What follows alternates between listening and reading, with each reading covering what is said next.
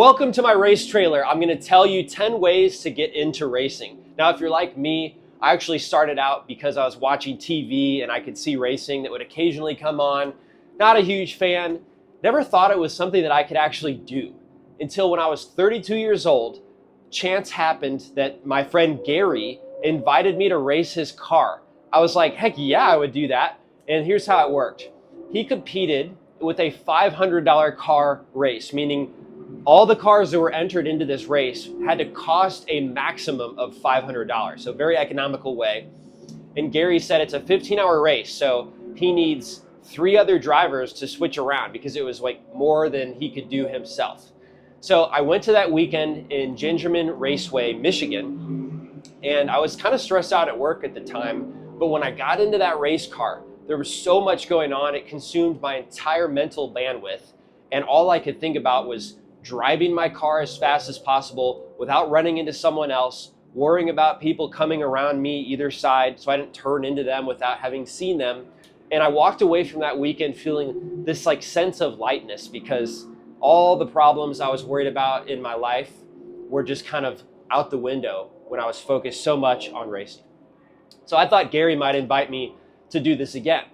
I waited about a year, and turns out just life got in the way. So I took things into my own hands, took a deep dive into what racing I could do, and that's exactly what I'm going to tell you in this video. So go to a local track, call them up, and see if they have a guest pass. In Austin, Texas, that would be Hill Raceway, and it would cost you $200. You could bring your own car to the track, and they could give you even a complimentary lesson, I believe, when you do the first day there. And I remember when I did that, Steve, one of the guys that worked for the track, I thought my car was going to slip off the track, but he just showed me what my equipment was capable of, which is well beyond like what any of my skills were at the time. But it was inspiring to see that, and I got to ride passenger. And then I hopped over, and I could slowly work up to that for the rest of the day. And I ended up joining with an initiation fee and about a $300 per month fee. So the next thing would be high performance driving education, or HPDE. And in Austin, Texas, we've got a track called Circuit of the Americas. And there's 2 groups that do HPDEs there routinely, maybe once every couple months. The first one is Edge Addicts, and it might cost $1,000 for 2 days. And you get 5 30-minute sessions each day. And they even include an instructor for the cost of the actual HPDE, which is great. The other one that I haven't been to that I've heard of is Chin Track Days.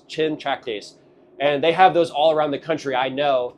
So if you're seeing this and you're watching it from somewhere else besides Austin, Texas, maybe you could look that up. The one thing I was going to say about HPDEs was there's 4 levels. So you start out at level 4. You are required to have an instructor at level 4 and level 3. And then you get approved once you have demonstrated you know certain skills to be in level 2 and level 1, where you wouldn't need an instructor if you felt comfortable to do it on your own. And one thing about HPDEs is you always have to do point by passing. Nobody's allowed to pass you unless you stick your hand out the window and point them by. So it's really nice because then you could pass somebody knowing that they have seen you. They're not going to turn into you while you're trying to pass them. So if you're riding in a street car, which most people are, you're going to have your windows down the entire time. So the next one would be a racing school.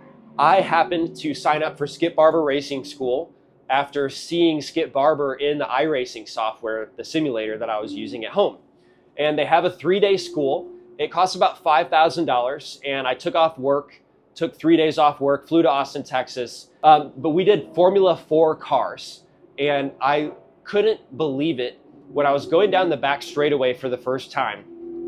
After running it in the simulator, countless laps, I just couldn't believe that I could look up and I could see these puffy white clouds in a clear blue sky blowing along the way. And I could see downtown Austin in the skyline. And I would just barely twitch the wheel, and I'm going 130 or so, I think. There's no speedometer, but it's whoa, this is real life. There are consequences, but I can't believe I'm doing what I had done in the simulator, and it's for real. And it looked just the same. It was an amazing feeling. So the next thing that I did was club racing. That might be NASA, which is not the Space Administration. It's the National Autosport Association, and SCCA. I haven't done SCCA, but they're kind of equivalent.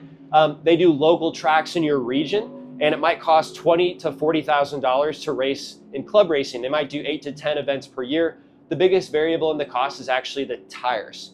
Some people I talk to at my local NASA event, they'll take one set of tires and run it for 5 events, but they were complaining that it was really hard to drive that car.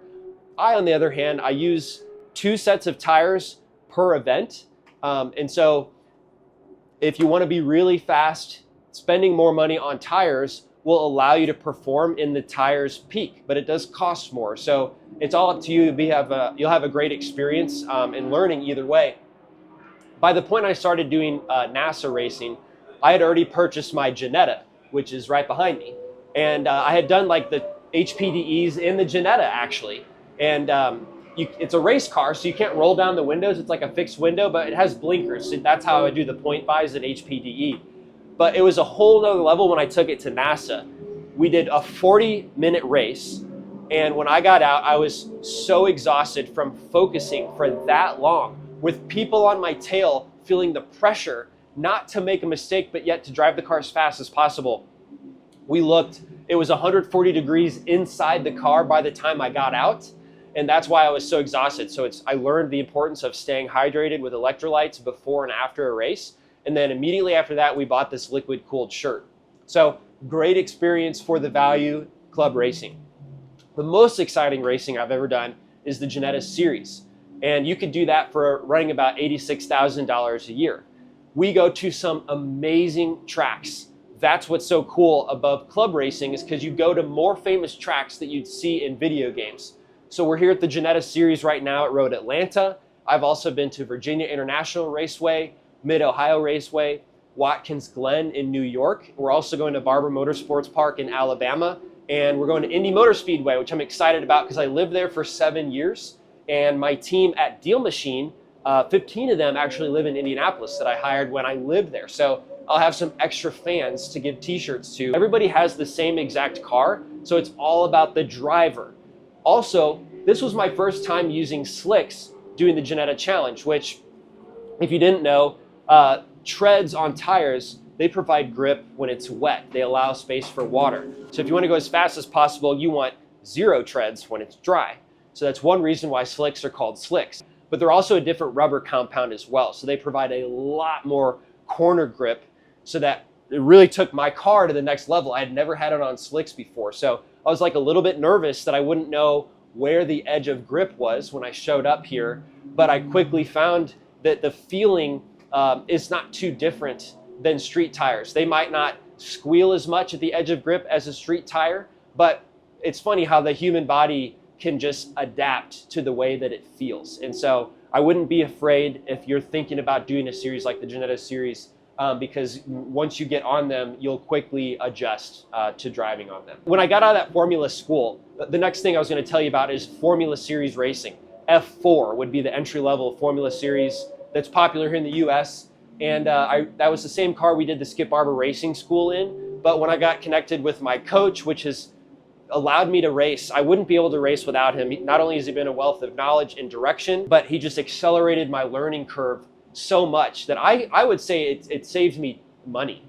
Because if you try to learn it on your own, you might make some mistakes, you might crash your car. So learning it in a methodical way is a great way to develop quickly without building bad habits as well, and saving money from using good techniques. But anyway, he advised me that Formula 4 is really a bunch of 13-year-olds. It's more for kids. And so if you're an adult, the best thing that he would recommend would be sports car racing. And the Ginetta behind me is a great car. It's an entry-level GT car. The other thing I was going to tell you guys about is the Carrera Cup Sprint that's hosted by USAC, which is a governing body. There's several governing bodies. I already mentioned NASA and SCCA. And then we're here at the Ginetta Series, which is part of SVRA, Sports Car Vintage Racing Association. But USAC is just another one of those groups. You might spend $500,000 to run there. Then you got the Super Trofeo, which is the Lamborghini official series. They run with IMSA, which I believe is the top level of sports car racing.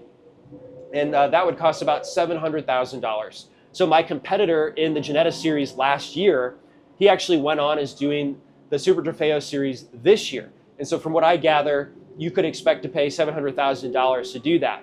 Although they do have classes where 2 drivers could share 1 car. So from what I understand, I could actually share a car with somebody like Seth for maybe $325,000 in running costs. That's not the purchase of the car, but that's just running. The Carrera Cup, that would be an amazing series to run. My coach has coached and does coach somebody that does that with IMSA. It's $1 million to $1.5 million. And you might be wondering, what is the cost? Why is it so expensive? And the biggest variable when you see a range like $1 million or $1.5 million is actually in tires. So that could fluctuate a couple $100,000. When you go to an event, there's a million things on the race car that you could configure. You could adjust the spring perch height, you could adjust the shocks, you could adjust sway bars, you could adjust the camber. If you want to be as fast as possible, you want to spend a lot of time testing. So that gives your team the data to go back and make the right adjustments to make the car faster for that track. If your tires are degraded, then you're just going to be optimizing tires that are going to be pretty degraded and not the fastest they can go. So you end up spending a lot of money to do a lot of testing, and you want to use like new tires to test on because that's what you're going to be racing on. So from what I understand, that's like the huge, big variable cost. My set of slicks that we run in the Ginetta series are $3,000 a piece.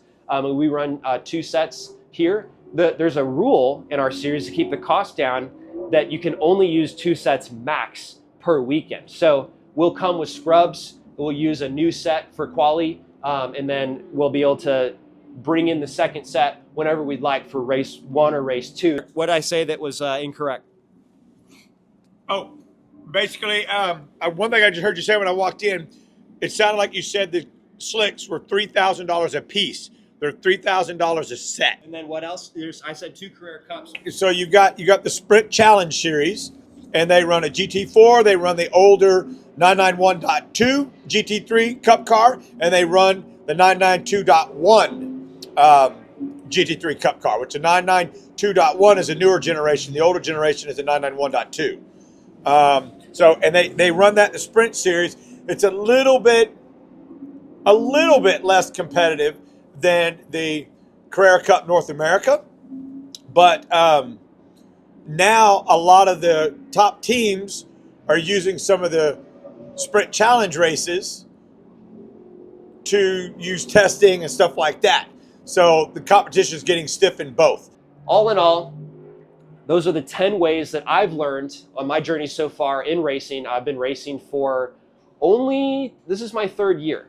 So, and I'm 35 years old. So I hope this inspires you guys. If you're watching this video, you're obviously a race fan. You'd be curious to get into it yourself.